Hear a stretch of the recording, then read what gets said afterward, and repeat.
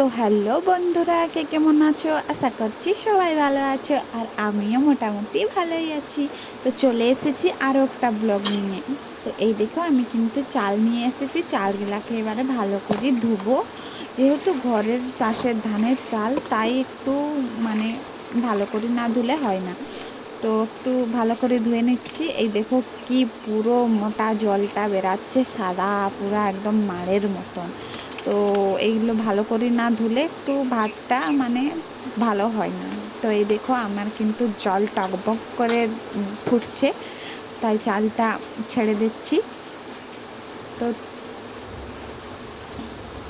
তো চাল ছাড়া আমার হয়ে গেছে। তো একটু পরেই দেখি আমার ভাত কিন্তু ফুটছে। তো ভাত ফুটলে তো এক্ষুনি হয়ে যাবে, তার জন্যে সবজিগুলা কাটা যাক। তো আলু আর বাঁধাকপির ভাজা করব, তাই এগুলোকে কাটিলি। তো এই দেখো আমার বন্ধুরা, আমি কাটতে বসে পড়েছি, আমার কাটা হয়ে গেছে।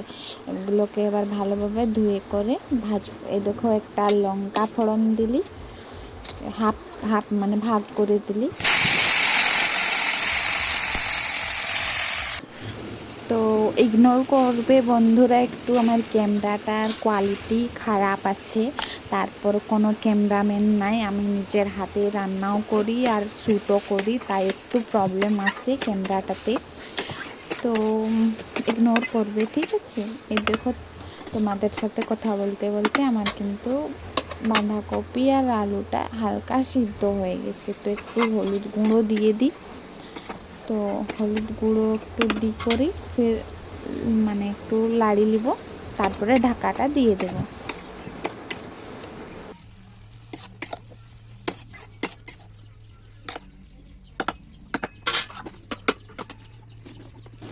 আচ্ছা বলো তো বন্ধুরা, এখন কাকে কাকে বাঁধাকপি খেতে ভালো লাগে কি ভালো লাগে না?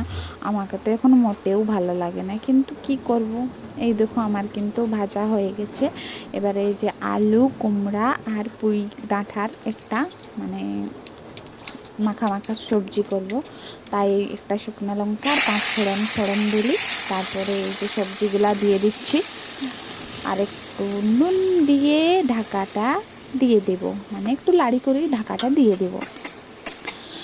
তো এই সবজিটা একটু ছোলা দিলে মানে ভালো লাগে, বাকি যেহেতু আমি ভিজতে দিতে ভুলে গেছি, তো চলবে এরকমই। তো এই যে জল দিয়ে দিলি, এখন আমার এই দেখো সবজি হয়েও গেল। তারপরে ভাবলি দুটাতে তো হবে না, তো দুটা আলু পুড়তে দেব। তো তাই এই দেখো, দুটো আলু নিয়ে নিয়েছি, ধুই করে একটু ফাটা ফাটা করে পুড়তে দিয়ে দিয়েছি। তো এই ভিডিওটা এই পর্যন্তই, টাটা।